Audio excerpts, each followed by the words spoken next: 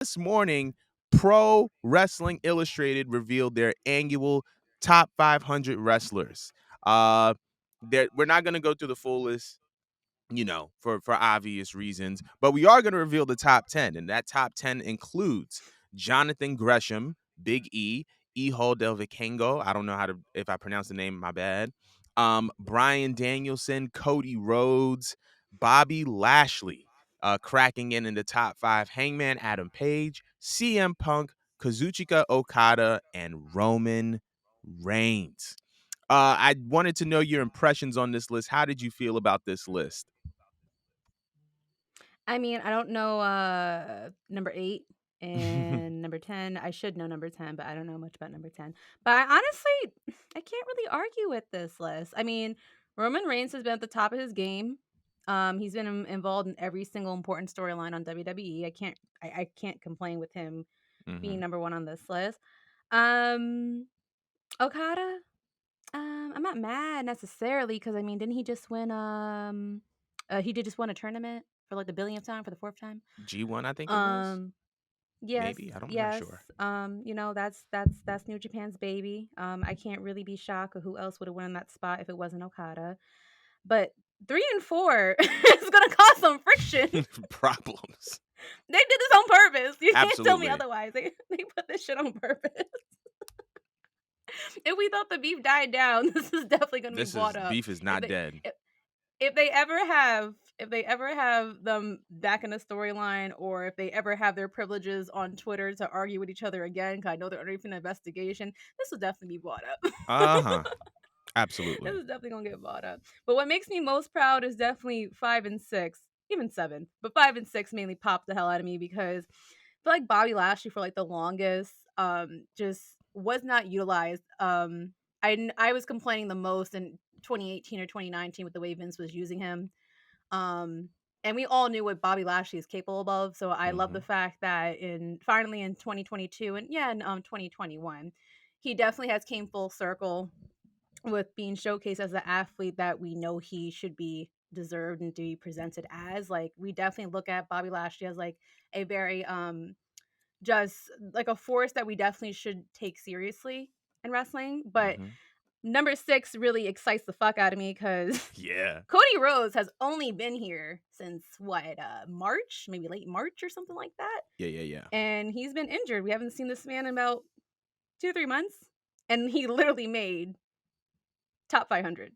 That's fucking insane. But it goes to show you how impactful he really was with his presence. Like he Mhm. was definitely that needle mover that we needed in Mhm. WWE.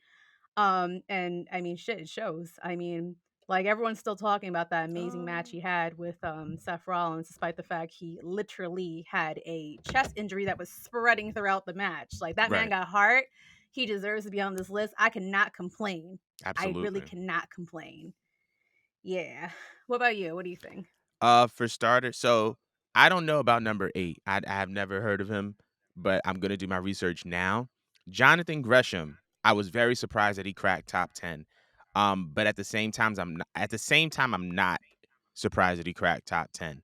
I'm surprised that he cracked top 10 because he's currently not signed to a company. However, this man is a legit phenomenal wrestler. Won the Ring of Honor. I think he was the last Ring of Honor world champion before it folded and, you know, became its new iteration under Tony Khan in AEW. He had done some work in Impact and defended the title there a couple times. He worked in Progress. So Jonathan Gresham is definitely a phenomenal wrestler. He kind of reminds me of like a younger, more clean cut Daniel Bryan when he was in Ring of Honor. So he definitely, I'm surprised that he made top 10, but at the same time, if we're just judging based off of talent, he's definitely top 10. Um definitely surprised. I'm definitely surprised that Cody made the top 10 as well, just because of his injury. I believe that his impact, though, like you said, uh, makes him belong in the top 10, top 7, because his body of work, even since joining WWE, has been top of the line. His rivalry with Seth kind of set Seth on his trajectory to where he is, and kind of set the tone for Cody to come back in a very heroic fashion. So there's that. Bobby being top 5, well overdue.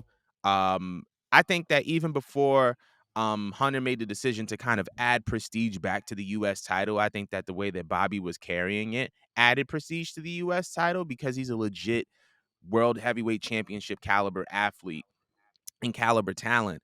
So I think that this is well deserved for Bobby. That Hangman CM Punk 3 and 4 is hilarious. I don't think it's by accident either. Um, and once again, Petty. Kazuchika, cause yeah, it like that was meant for static. Cause Punk having one up on Hangman at this point is just trolling. Um, but what I will say is I think that Okada being at number 2, considering that if you look at the list, he's the only New Japan guy in the top 10. Um, well deserved. He is the cornerstone of that company. He is their biggest star. He has been the most consistent and the most loyal. Um, so I agree with him being, and he's not a old guy, but head and shoulders above everybody else is Roman Reigns. I mean, the 2-year run with the titles, him creating the bloodline, bringing in Paul Heyman. If you look at these past 2 years in his run with the titles, this is probably, with some things that we disagree with, I think we can both agree, uh, in the mix. This is probably the most memorable world title run in recent wrestling history. From the stuff that he's been involved in to the matches he's been involved in, everything has been way more memorable. And I think that it was meant to kind of overshadow CM Punk's uh reign when he was like longest reigning WWE champion of the modern era.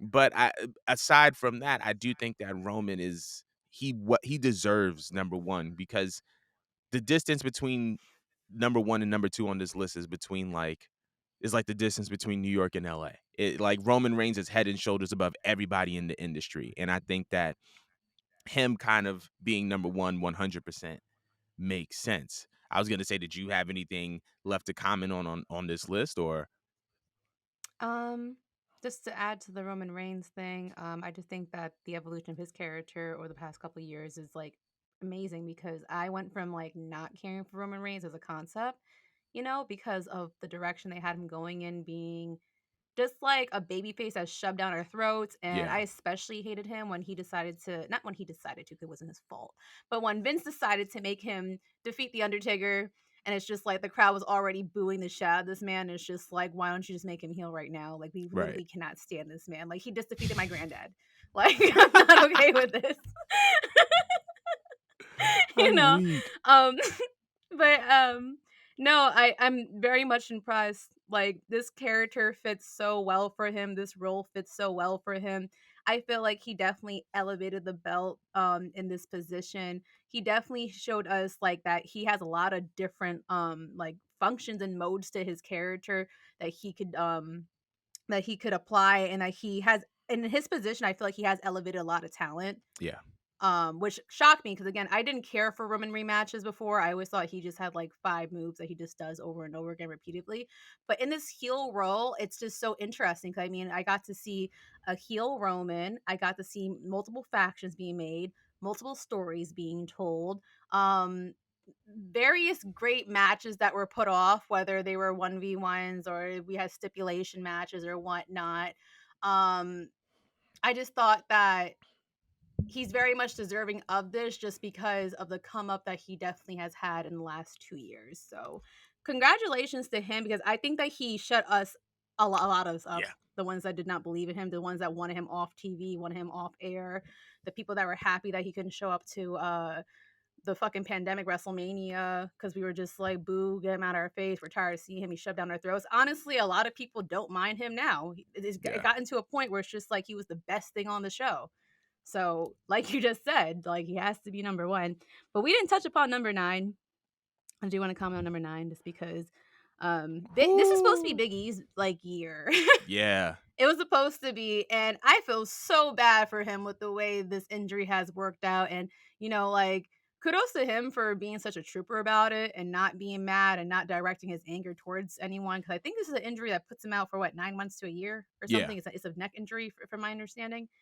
Like he was on a run. He was on a fucking run. He was white hot. I think a lot of people wanted to. He had the belt. He actually had the belt. But I feel like a lot of people wanted to see Big E take it home, and we Mhm. wanted to see him have a big mania moment and stuff like that. So it is really disappointing. But I'm happy that they did not forget about our boy Big E and that they put him on the list. So Absolutely. good for him. It's great to see two black wrestlers in general on this fucking list. Honestly, I'm actually impressed with that too. 3, technically. Three, Jonathan Gresham, three. Big E, and Roman. Roman's black. 4, actually. Roman's black. Jonathan, Big E, Bobby, and We got almost half You the said my. list. Come on, niggas. Yeah. Hey. Nah, I do agree with you though. Like this was supposed to be Big E's year. And to just kind of see him, it sucks that he kind of like had the injury, and it's good that he's being a trooper about it. But what really encourages me is that Hunter's in control now. And I feel like a Big E return under Hunter is going to be what Big E kind of envisioned for himself. So I'm very, very excited to see where Big E goes when he returns from injury. Um, but yeah, like, dag, we really got half the list. This, come on, diversity, equity, and inclusion. And it Let's and let's go. go. We got half the list. We got 40% of the list. But I do want to know everybody else's opinions on this. So if you can, tell us how you feel about the list. But we're gonna move on